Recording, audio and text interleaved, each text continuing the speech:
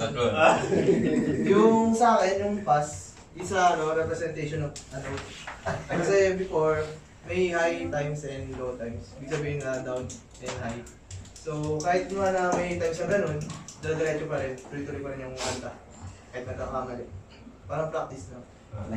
And for the naman sa company, exclamation point. Kasi para sa akin bago yung startup environment. Kaya naging aware ako.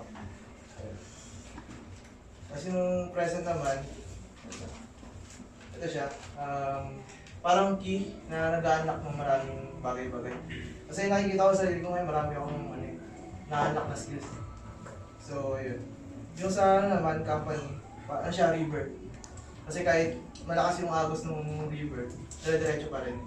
Tuloy-tuloy pa rin tayo sa goal natin. Kasi yung future naman, set of goals, bali nakasulat na siya.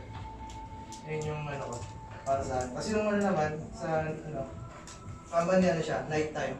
Kasi kahit may time sa dark tayo, pa rin tayo, nag-shine pa rin. Yun. Ilang bars? Bars!